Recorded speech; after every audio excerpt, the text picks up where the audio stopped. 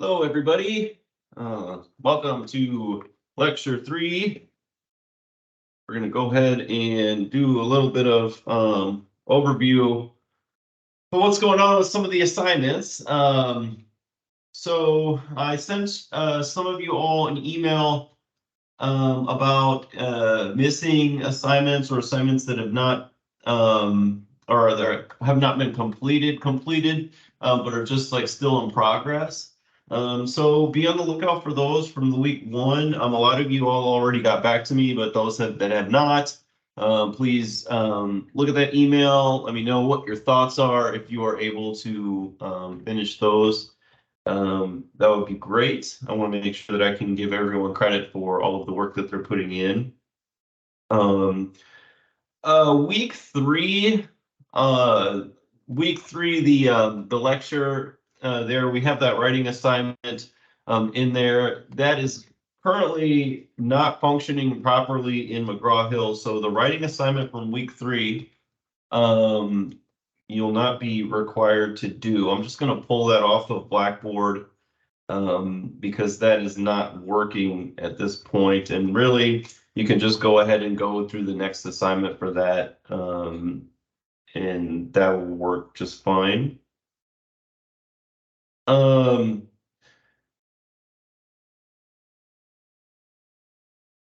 So for the learning plan 3, a lot of the content here in the assignments have kind of been covered in the lecture part. I've kind of like been skipping around in my lectures, and so for learning plan 3, a lot of the lectures that I've given, lecture 1 and 2, are basically covering the content that week 3 is going to be covering in both the reading and the assignments.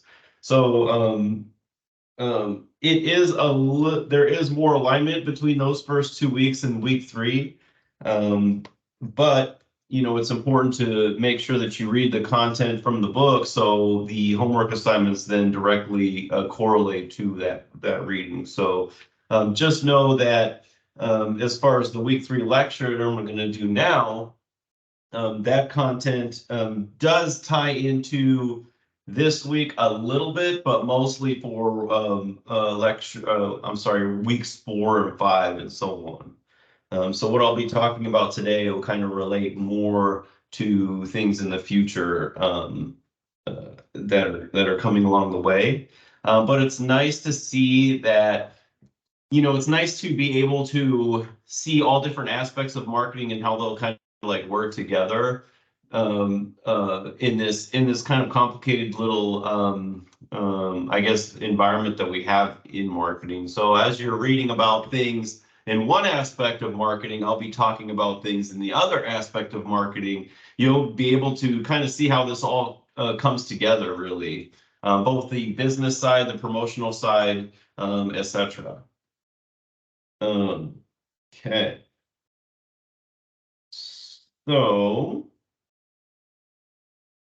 there's a review of the consumer buying decisions and motivation. So that's going to be on the week 3 piece in Blackboard, and then some of that content there I talked about in week 1. And so if you all recall, some of the phases of life be in, whether or not they're married, single, whether or not they have children, whether or not they're just starting their careers, or whether or not they're more advanced in their careers, whether or not they're retiring.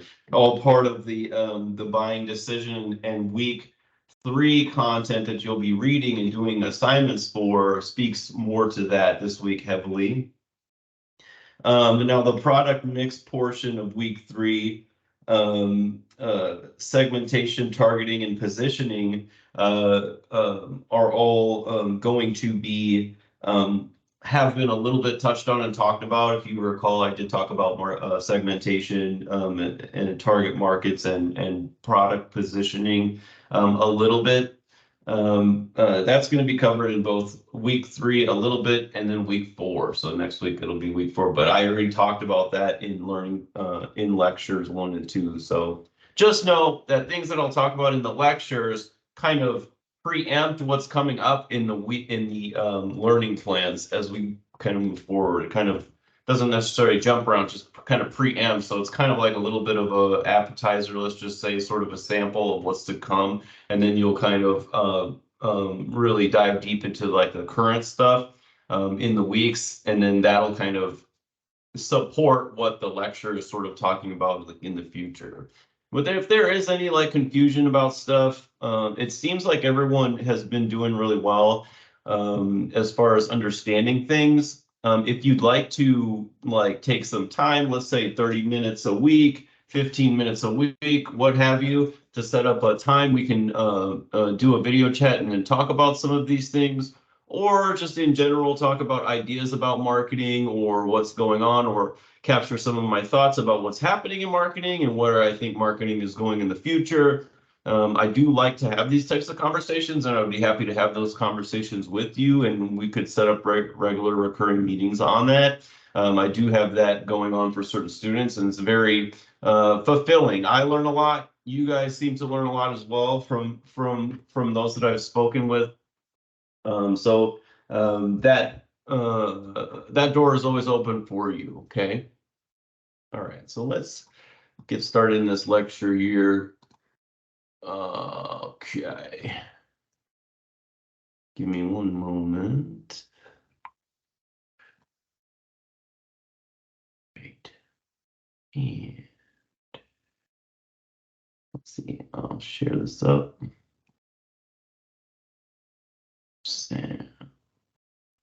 Okay. All right. Here we go. All right. Okay. Let's get it. Where are you? Here we go. Okay. All right. All right, so here's where we left off last time. I'll just go real quick once again. Product items, lines, and mixes. A product mix in this example is Coca-Cola. That's the brand for the entire product. Let me see if I'm making sure everything is straight on the cameras and stuff. Okay. All right, cool.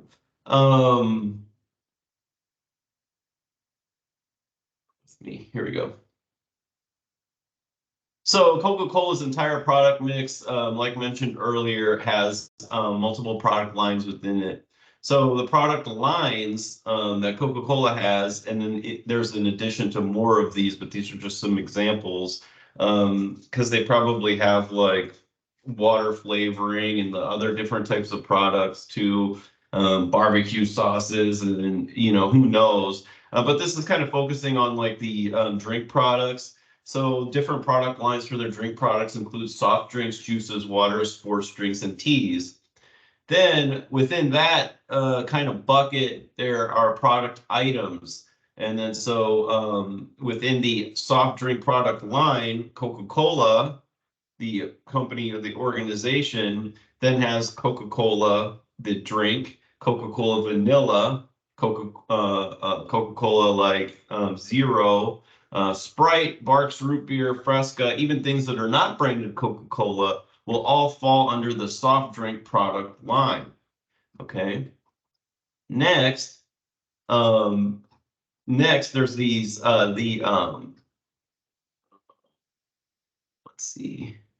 So that's the soft drink product line. If you have like then the water product line, then you have the different both water brands and water flavors within that water product line, and those are product items. So Fanta, I think they have.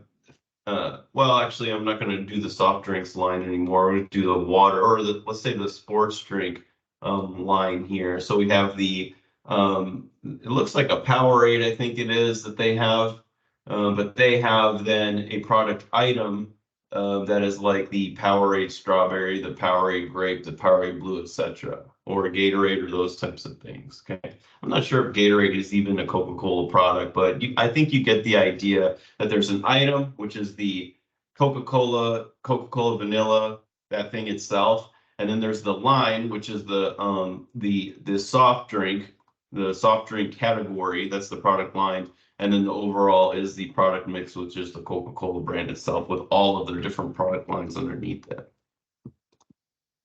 So product line benefits. So there's several products that can be advertised under the umbrella of the product line. So under the Coca-Cola the soft drink product line, you can have several different products, right, including the Sprite, the Coca-Cola, the etc. And this saves the firm money and also aligns the benefits of the flagship products, the ones that are most popular, like the regular Coca-Cola Classic.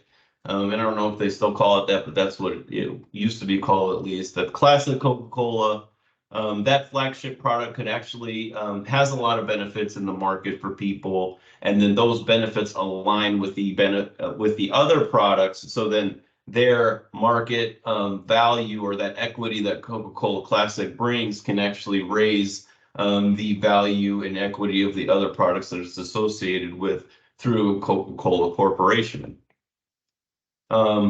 So things like quality, consistency, and customer satisfaction are all things that are improved based on this relationship between the flagship product, or i.e. in this case, the Coca-Cola Classic, and the Sprites, the Fanta, etc. So that is what's known as advertising economies. Okay. Package uniformity. So another benefit of the product line would be that the packaging is kind of very much looking similar or the same. So an example of this for the product line of Coca-Cola would be Coca-Cola Classic, Coca-Cola Coca-Cola Diet, Coca-Cola Zero, all have like this similar packaging and look to it. So if you look at it, of course, you'll see the giant Coca-Cola logo. And if there's a rebrand of the logo, that should across the board change, right, to all the different packaging of all the different other, I think, product items within the product line for the Coca-Cola soft drink.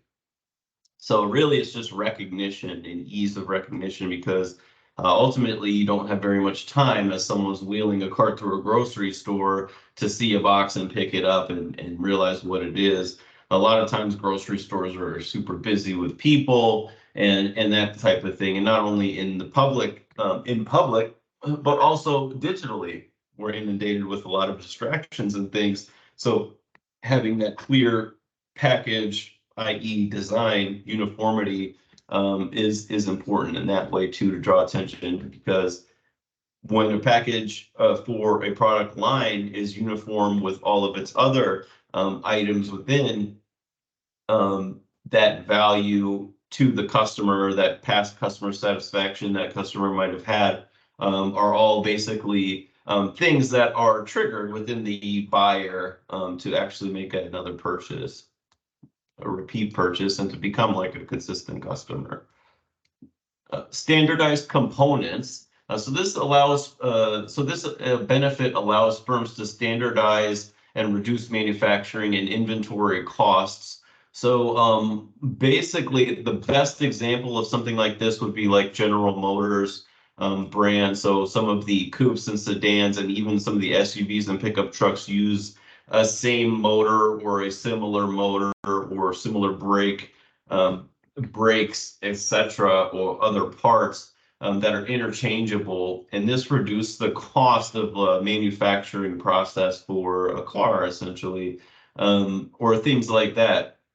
Maybe it's a computer or a camera that is the same across the board for the different models of car. Same could go for a Coca-Cola, in fact, right? So the aluminum can that's developed is the same aluminum can between a Coca-Cola Classic and a Diet Coke or Sprite.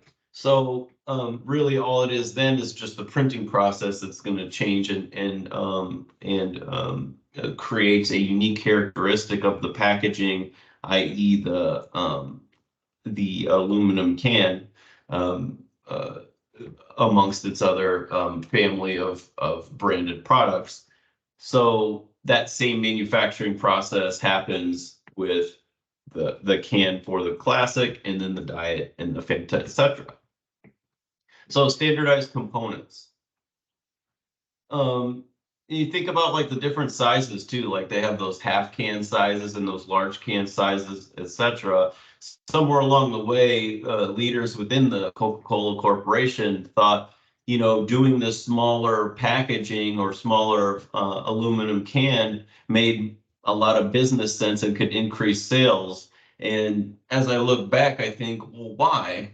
And naturally, what comes to my head first is this: there was a time in society where our mindset went from kind of an overconsumption to where people started living a little more minimalistically, and people started consuming less. And it was all about health. The big focus on health and things like that probably had an effect, and this is just a society thing that happened, that had an effect on Coca-Cola, and they thought that they could probably sell more of those very highly sugary packed soft drinks to healthier people if it was in a smaller kind of receptacle. And so that investment that it took to make that can from full size to half size was a big investment, and there was good reason that they did it, because to create some packaging like that's using they had to create standardized components to develop those across all of those different brands that they did. So standardized components. Efficient sales and distribution is another benefit of product lines.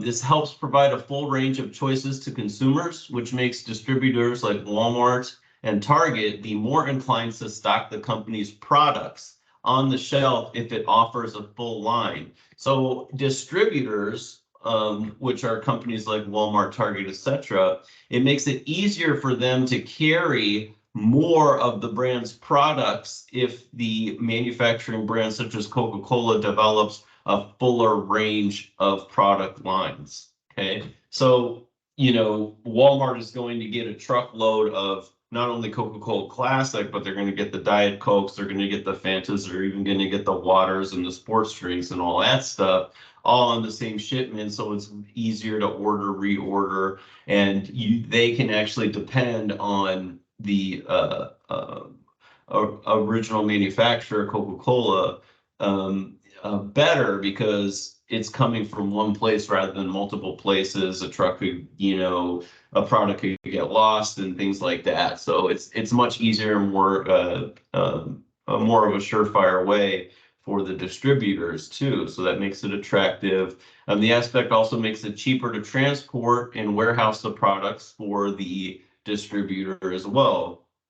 So it's cheaper to have one truck rather than three, right, for a couple different products. So the distributor has to have very good reason to make the investment to pay for that transport to come over. So equivalent quality is the last one here.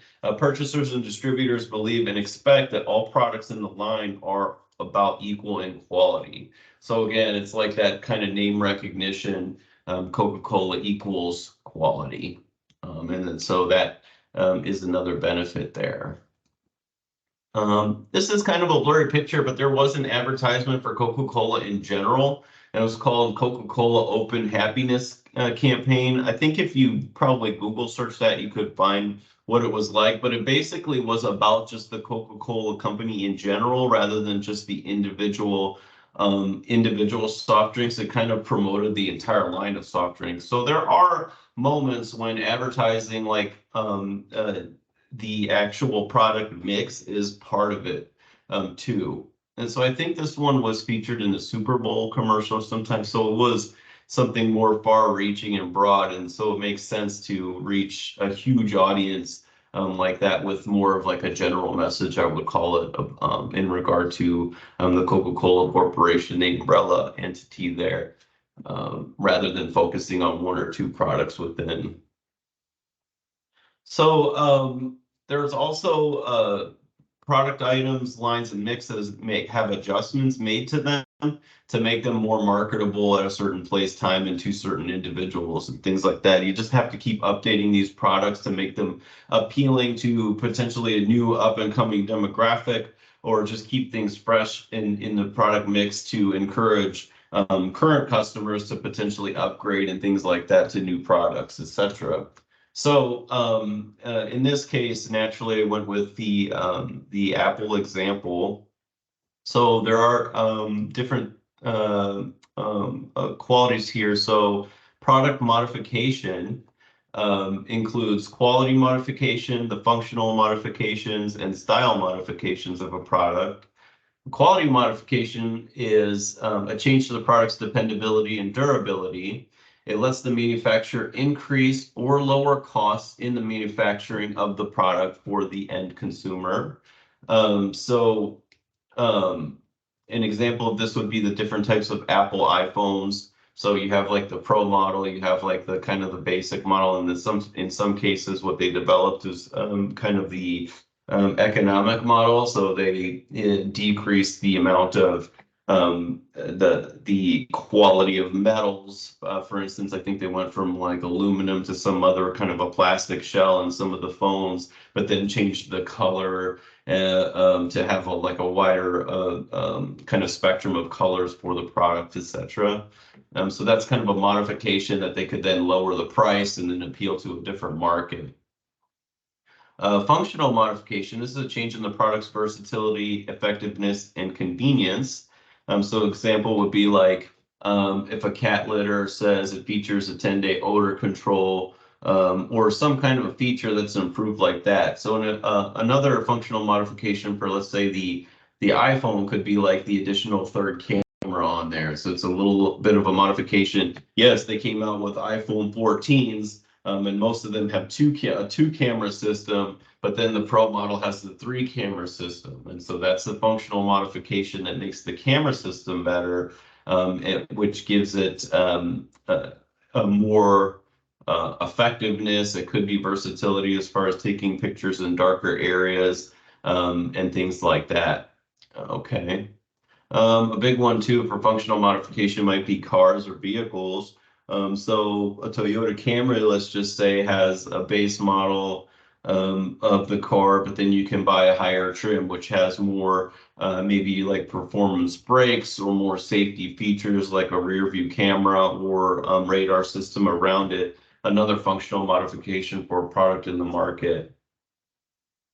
Style modification. This is an aesthetic change to a product. Cars do this a lot as well, like year to year. Vehicle models don't typically, in their internal gadgets that make them run, engines and brakes and that sort of thing, you know, a car like a Toyota could go a decade with the same, you know, 3.5 liter motor under the hood, but you would never think that because the style or the external design of the car sort of changes over that time to keep it up with competing brands, to kind of parody sort of the look that's going on. Maybe the cars are looking more chunkier. Maybe the cars are having this sort of very sleek, sort of like shark fin looks to it, the lines and the curves and everything else, the headlights, the grills, those little things change as far as the style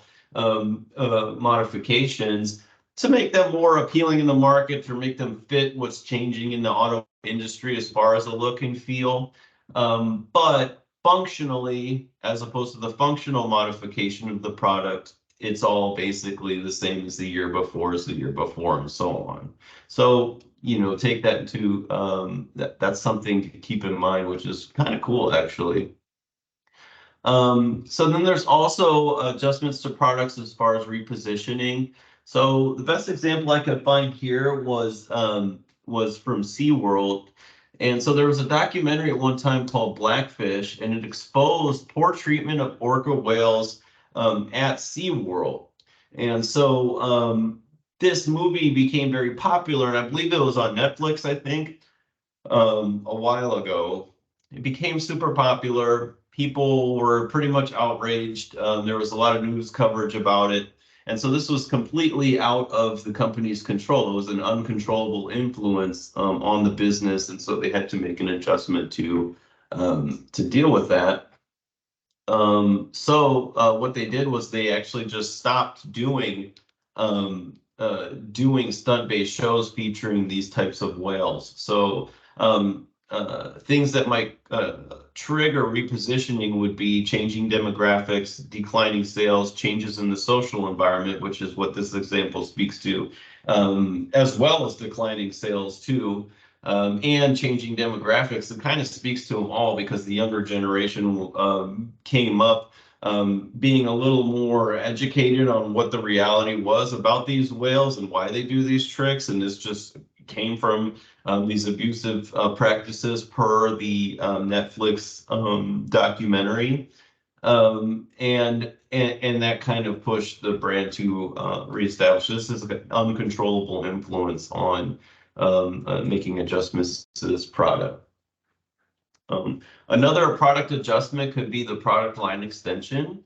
So in some cases, a product would become overextended, but in this case, a product line extension is very simply this Chobani Flip version of this yogurt where it was kind of more flavored. And they added this these ingredients that you can mix into the yogurt on the bottom, so hence the name Flip.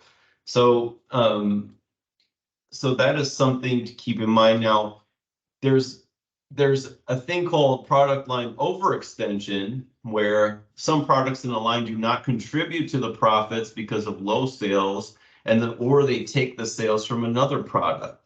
So let's just say in that example, the banana cream pie Chobani yogurt, it has very low sales, but then it's also maybe taking away sales from the lemon meringue pie version. So from a manufacturing standpoint, the banana cream version is kind of like a sort of a lost leader where it's taking up resources, whether it be marketing resources or production resources, for no real good reason because of the low sales. And so that could be considered an overextension, which of course the remedy to that would be to discontinue the banana cream pie version of the yogurt and then just offer the lemon meringue pie to save money on that additional marketing dollars, to save money on the additional manufacturing process dollars, etc. Manufacturing and marketing resources are disproportionately allocated based on an overextended product line. And some items in the line are obsolete because of new product entries in the line or new products offered by competitors.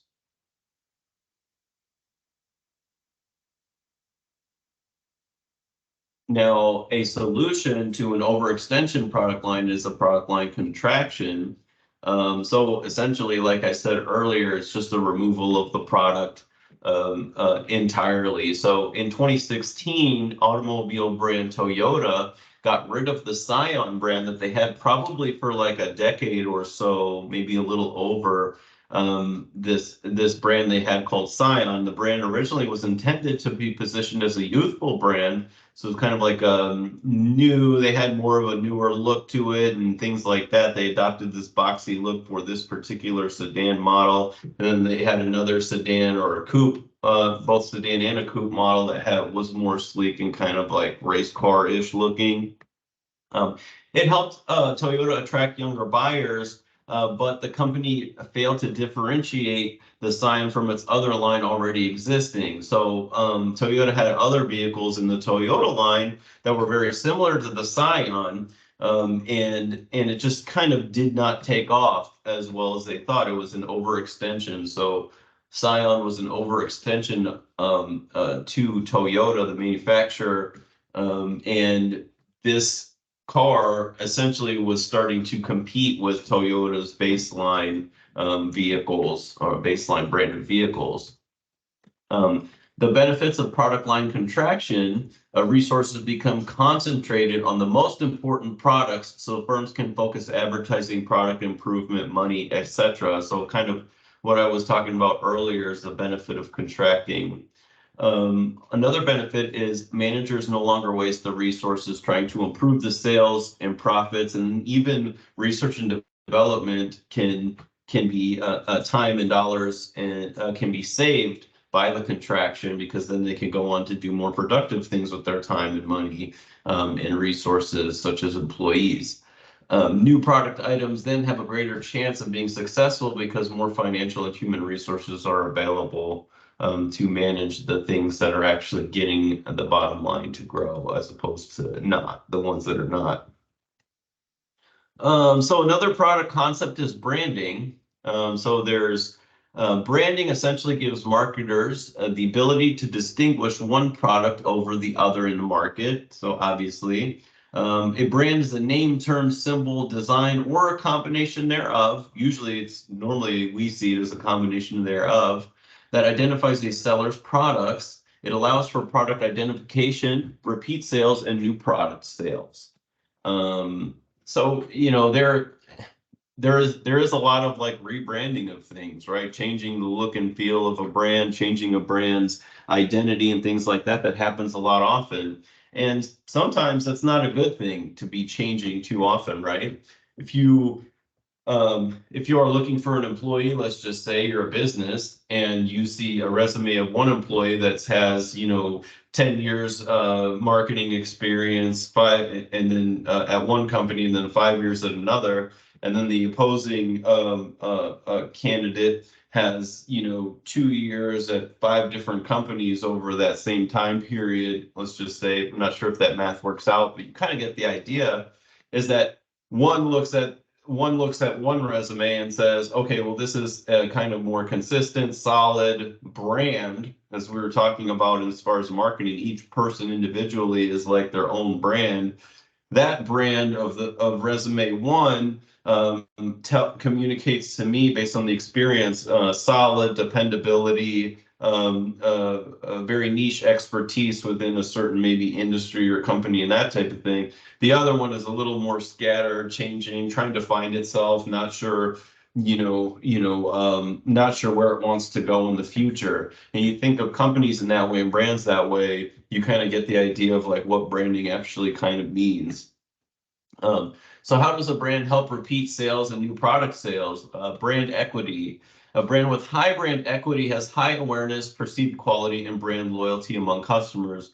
So I talked about Harley Davidson. Me personally, I drive Toyota. I've always driven Toyota. I did have a Chevy at one point in time. It was one of my first cars, and then after that, I bought another Chevy. But the Chevy that I bought was a newer model, and it was like way less dependable. After about 20,000 miles, it just started, having serious issues with the motor, etc.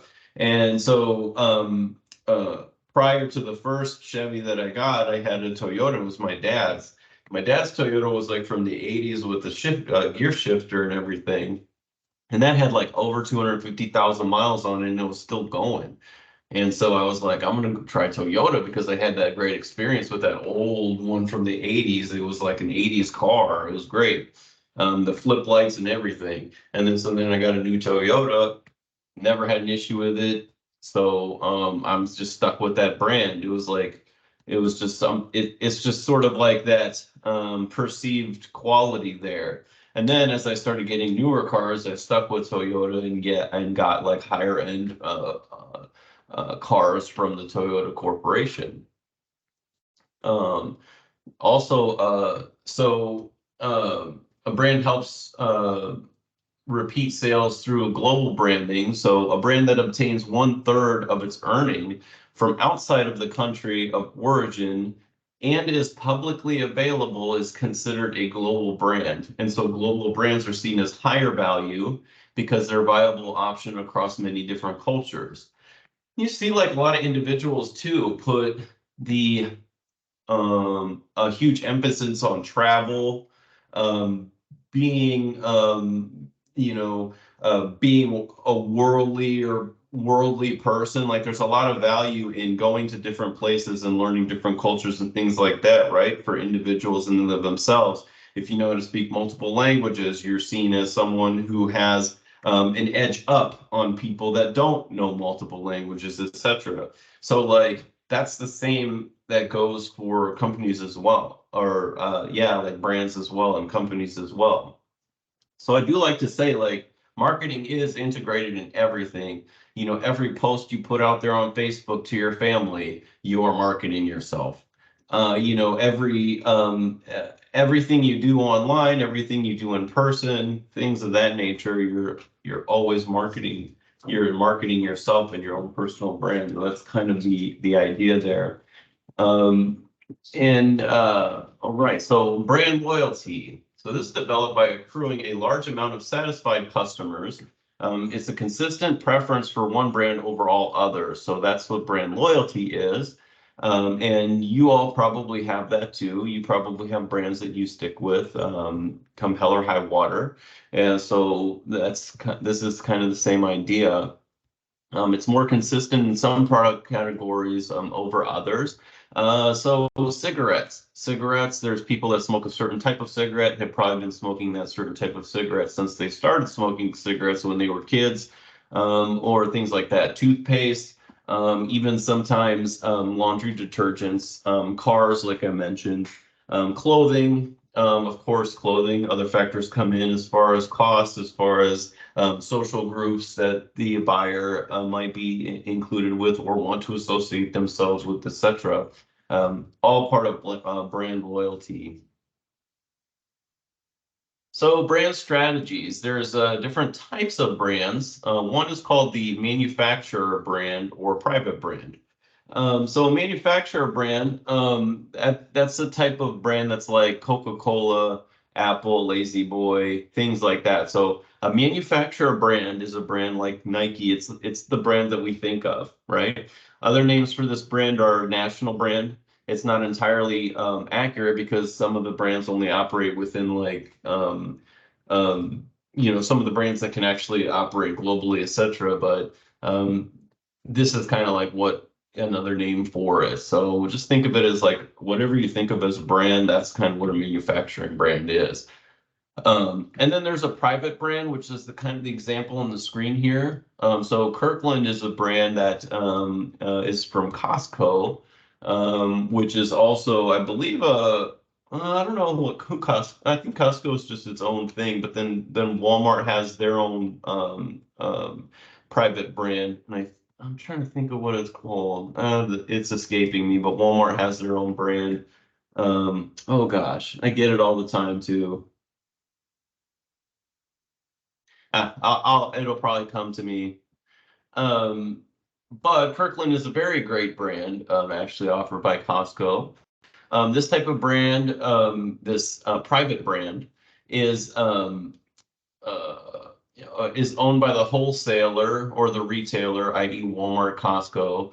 Another name is a store brand, so that's kind of what I started calling it originally before I heard this private brand, you know, fancy name. These types of brands tend to be more successful in markets where product differentiation is low. So that kind of speaks to things like bread, laundry detergent, you know, things like that, where really the difference between the products is just basically low. White bread is white bread, bagels are bagels, you know, bleach is bleach. This is what the private brands, those types of things. Toilet paper is toilet paper. The differentiation between the products are low. And so that's where private brands kind of take advantage of that. At one time, customers saw these types of brands as low quality and low cost, but in recent times, perceptions have changed, so more retailers are making their own private brands. The Kirkland's brand from Costco, when I first started buying it, I'm just very impressed with the quality of that brand. And so, you know, they started making clothes and stuff like that, and I started buying that type of stuff too from them. Um, Brand strategies. So there's different, you know, strategies, of course, for branding.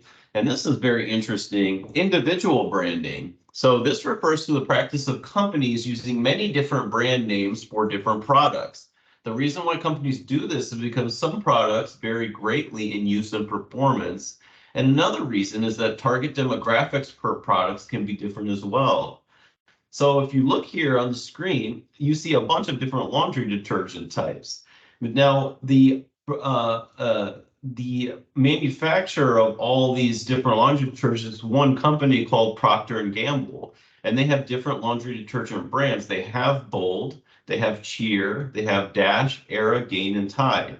So these are all brands made by the same brand manufacturer. But what Procter and Gamble is doing is actually appealing to different audiences via these. So Gain is sort of like the sort of the budget brand laundry detergent, not offering very many different flavor smells or scents or options. And then Tide is the one that is more of the middle class to upper class brand. And then the others, I'm not necessarily really sure who they're targeting, but they are, rebranded for a reason, whether it be for cost, demographics, region, etc. So that's a very interesting. Procter and Gamble is a very interesting company. I would do some research on them if I was you and look at all of their portfolio of products. It's breathtaking. They do a lot of stuff. Another brand strategy, family branding. So this is used, the company has several different products that are similar. In the example, Jack Daniels here, all of the products are related to food and drink, but the branding is not limited. So they have a food and drink, they have the pulled pork version of Jack Daniels, the honey mustard version, and then they have several different types of whiskey, several different flavors. Now, in this case, the brand is so recognizable that they started creating like T-shirts, hats, and stuff like that. And then it's sort of Jack Daniels then creates some kind of like a lifestyle. It becomes like a lifestyle brand, very much like Harley Davidson. So that brand takes advantage of that perception of it, and then really creates like a feeling or a culture behind the brand that they take advantage of that kind of momentum and then create all of these different products around it. You could see potentially Jack Daniels branded. I think they have like tapestries and all kinds of other stuff that they have this, very unique, filigree around the frame look and feel with the typeface and the old number 7 and the fonts, all black. It's super consistent, and they create all kinds of products out of that. So it's family branding. Co-branding is another strategy here. So there are 3 types. There's ingredient branding. This identifies the brand as part of that makeup of the product. So this is an example of ingredient branding here. Lip Smacker lip gloss, then having the flavor of Dr. Pepper. So this is like a co-branding strategy. Another one is called cooperative branding. This is when 2 brands receive equal treatment in the context of an ad. So one example is American Express and United Airlines coming together, where you can get free airline miles if you use an American Express card. So both of these brands then come together to create sort of a product offering to the customers cooperatively. Okay. And then there's complementary branding. So as far as like liquor is concerned, Seagram's, which is a gin, I believe, and 7-Up are 2 drinks that are commonly mixed together. And so in some kind of an ad, and kind of in the past, I don't know if they really do that much anymore, but they in a commercial of some type, Seagram's might have 7-Up being featured in the commercial and being mixed by the bartender to be served, and that's kind of part of the advertisement. So it's kind of complementary branding.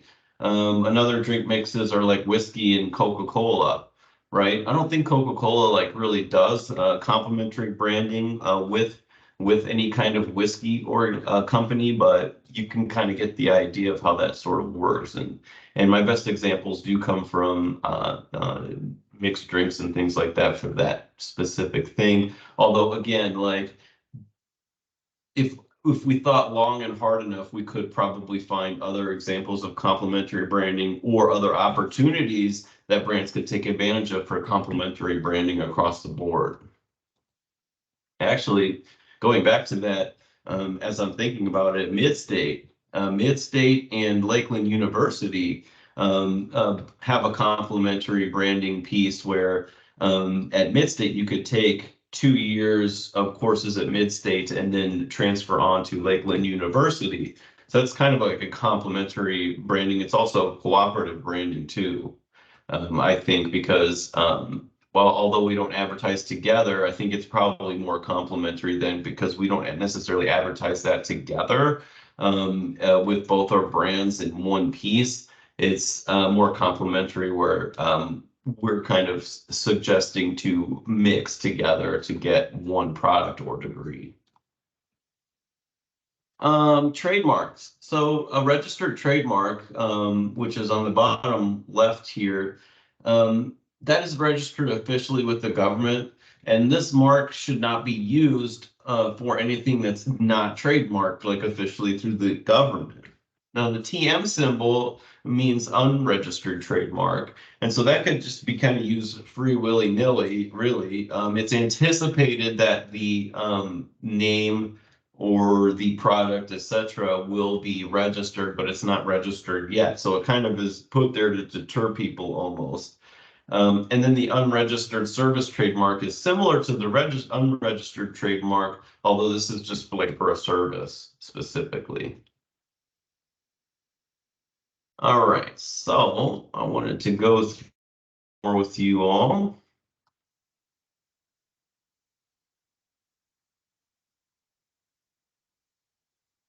And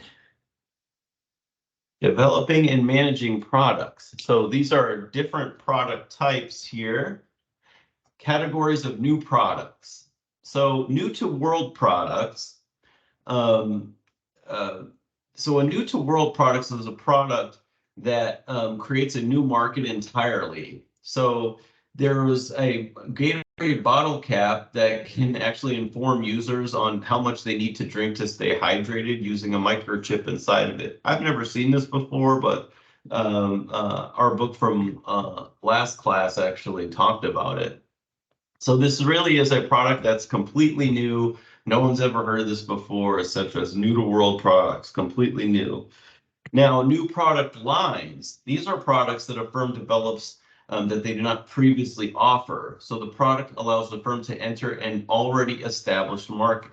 So an example, like before with the Jack Daniel's drink, is Jack Daniel's starting to make T-shirts. So they started with whiskey, and then they moved on to a new product line. Let's just say it was food, and then they started doing the pulled pork and the etc. and the honey barbecue sauce and all the other stuff, and then they added another product line being the T-shirts and this and that. So perhaps in the future they'll come up with another product line we don't see coming, but I think you get the idea. Harley Davidson starting out with bikes and then doing clothing, etc., like things like that. Now there's also additions to existing product lines, and these are products that supplement a firm's existing line. So an example could be like Coca-Cola, and then so they have the existing Coca-Cola Classic, and then they have the Coke Zero, the Clear Coke, and then the Diet Coke. So those are additions to the existing line of the soda drinks under Coca-Cola Classic.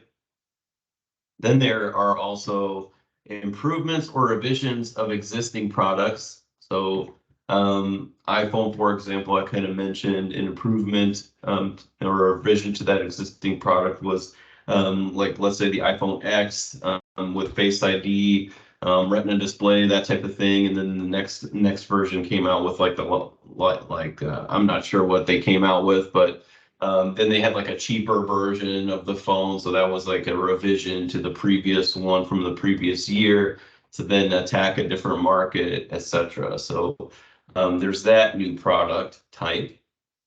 And then repositioned products. So the example I have here is an existing product that's retargeted at new markets or new market segments. So my example is Lego, and so Lego being marketed to children, let's just say, then reposition their product and create a new market by introducing like Lego Star Wars. So then they're looking at an older audience that's more like influenced by being more of a collector of all things Star Wars. And then so Lego Star Wars was born, and that's kind of a repositioned product of the Lego brand. Whoop. All right. So new product development process. So this is kind of, I'm going to kind of go through this a little bit quicker here. There's certain steps to the new product development process here. It starts with the new product strategy, which includes idea generation, idea screening, and then it goes into the business analysis. So that's kind of comes under project definition here on the segment 2. And then it goes into development where we have concept development. Now, I think concept development and business analysis kind of can go together. And then there's product detailed development, which really is the actual building of the product. And then, in its pretty much final form. And then there's the market launch. But first, it's kind of goes into market testing and then like an official launch. So there's like kind of a blurred area between detailed development and market launch, and it's really test marketing. So let's go into the first step here.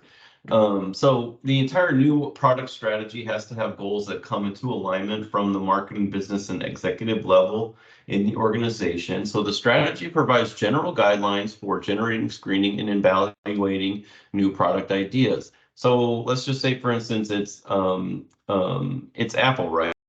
Are a brand that produces products for certain use. And so any new products that come along have to sort of complement that purpose of why Apple is even around, right? So the strategy provides, the strategy specifies the roles that new products must play in the overall plan of the organization. The new product strategy also specifies the characteristics of the products the organization wants to offer. And then the new product strategy specifies the markets that the products will serve. So I used to work at Quad Graphics, and we had a division called Quad Tech. And so we created cameras that were installed on printing presses that measured color. We also installed cameras that measured, that tracked to see if there were defects, if a fly would fly onto the printing press, or if there was missing text in a design, these cameras could detect it. So we served a specific market, i.e. printers, and we had specific characteristics of our products, which were cameras and detecting inks and that type of thing on a web, or basically like a giant paper that goes through a printing press. So our product strategy fit around those parameters for that organization. And so every product that we did development on there met those criteria. So then another step is the idea generation step. So there's many sources that the ideas come from. That includes customers, employees, distributors, even competitors, internal research and development, consultants, and other experts. So ideas that could come from customers happen when the customer wants and needs become what the customer wants and what the customer needs is the springboard to the new product innovation. So an example could be an improvement of features in a software program like Adobe Photoshop or something like that, that a customer suggests to the company, hey, it would be great if we could improve this, that, the other thing. People could also get this feedback from reviews, so like Amazon reviews and things like that. If a company is tracking those and looking at those, they could really get capture some improvements to their products through the feedback of the customer. Employees as well. when a company actively asks employees or employee volunteers for new ideas or products.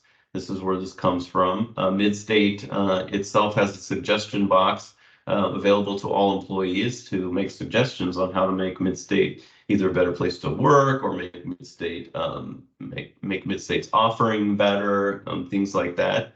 A lot of innovative ideas have come, especially our shuttle system that we go from campus to campus. We have shuttles that travel all around to save students, travel dollars to go from one campus to another for gas and things like that. Another example, Google actually provides employees flexibility to spend 20% of their work time working on independent projects. So a very talented Google employee could create a project in their spare time that could actually turn into a Google product eventually if it was really that innovative and the market called for it. Or Google thought that that would be a new to world product that could benefit Google financially. Distributors are other idea resource sources. Let's say like a small sales force would routinely ask their distributors what needs are not being met. So someone like Walmart might want a manufacturer to package the items differently so they're easier to stock on shelves. Could be an idea source.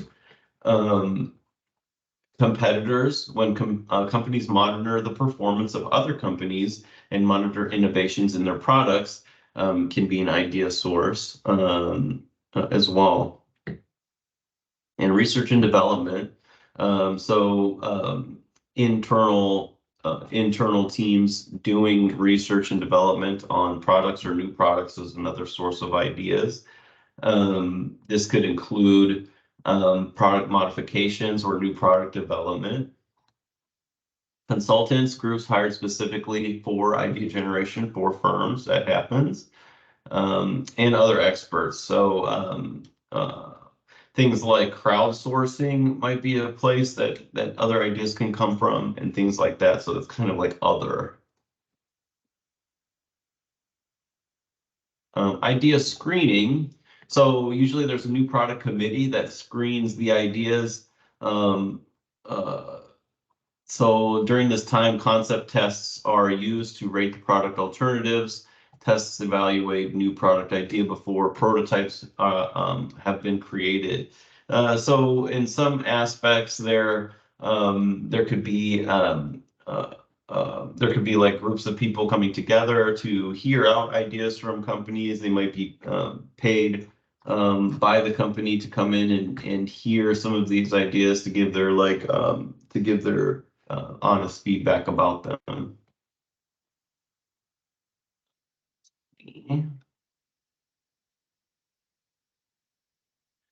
Then comes the business analysis. So this is where revenue projections are made. Projections such as the newness of the product, size of the market opportunity out there, the nature of the competition for this new product idea, overall economic trends, and whether or not the economy, what's happening with the economy as far as if there's economic downturns or not. So they're really looking at things like demand, what the product would cost to produce, and what the potential sales are and what the potential profitability is. These are all things that are figured out before the prototype is being developed. And then in this development stage, there's kind of a pre-development stage and like a final development stage. So one of the outcomes is the prototype. So in the development stage, they're going to develop a prototype. Sometimes it's like a 3D printed prototype. It's like a part to something, or they could just 3D print it all together as a prototype on a small scale, let's just say. And then maybe they'll develop the branding and the packaging and the labeling, and then here is kind of the point where they'll do like sort of that marketing strategy and then the marketing plan, kind of what I showed you for like the fall campaign at Midstate. This is sort of the time where they would come up with that. So any kind of new degree offering that Midstate has. We go through all of that idea generation stuff in the beginning, behind the scenes, and then we ask, let's just say, if we ask community partners like other business in the area, would you be interested in hiring people that have this type of background, experience, and degree? And if enough community members within the area say yes, then we consider really offering this program. And that's sort of like sort of like how we get feedback on our ideas from people outside of the organization, like potential customers, which would be businesses, which would then be hiring the products that come out of the education system, which are you all and people with degrees. So that's kind of how that works. And then at that point, once the approval from the state for the program is done, then we're able to then develop the marketing strategy and then start bringing it to market and telling people about it and giving people tours of the campus and any facilities that might be involved in making the program grow and making the program proceed. Like our culinary program, which was like what is it, 2.5 years old, things like that. So we had a whole kitchen built and stuff like that. That all came after the approval came. So it's kind of this development portion example. Then test marketing would come. So this is kind of probably more for like you know, product brands. Like my best example of this test marketing would be well, first of all, they could do it in a lab and things like that. They could test the products there. But a really good test would be like a test in a geographic region. So sometimes at this stage, the product is introduced to a market on a limited basis or limited within a geographic region, and it determines the reactions of the potential customers and allows for the managers, the product managers, to assess any kind of strategies that they implemented in the marketing plan to see if they worked and kind of measure the results or figure out if they need to change the market strategy a little bit and then maybe even change the audience perhaps. So like say like Mountain Dew has a new flavor, Mountain Dew, they have all kinds of different flavors you see at the store, like lemonade or stuff like that. If you see something like berry lemonade Mountain Dew, that's not a Mountain Dew that they're typically selling across, everywhere across the country. Sometimes it's like a target market where they're testing it to see if it kind of does well, and then they will then offer it across the board if it does well, that certain flavor and that kind of thing. The other one that comes to mind is Mountain Dew Baja Blast, which you could not get unless you went to Taco Bell. And Taco Bell offered the Baja Blast Mountain Dew, and it was so popular that they started offering it. Then I started seeing it on the shelves at the stores a couple years later. So this kind of takes a few years sometimes. Um, if things go well, the full rollout goes after this. And then finally, commercialization. So the materials for mass production are ordered at this point. Then mass production is started. Inventories are built of the product. Shipping is established. A consistent shipping for the product is established to the different distributors. If it's like an on-shelf product, that kind of thing. Training for any salespeople is done, and then advertising is on full rollout for that. So that is kind of the very high level of the product development process, and how marketing is a part of that. You can see that everything from kind of like the price, like the 4 P's of marketing, the price, the promotion, the placement, and everything else is on the product itself is included in that whole product development process. There's all those aspects kind of come into there. The next thing we're going to talk about, not in this video or lecture, but maybe the next one, is the product life cycle. So there's a point where the product is developed and it's introduced, and then it starts to grow. Its sales grow, and then there's a point at the product life cycle where it reaches a maturity, and then the product then starts to decline in its popularity. Now, the product life cycle, let's just say, it might go for decades. Okay, it might go for a few months and then start to decline. But there is always a start, a peak, and then a decline, and then basically like a phase out of that product eventually. And again, it could be very little time, it could be very much of a lot of time, but it always will go through this cycle. So we will talk about that next time, and I will see you guys later.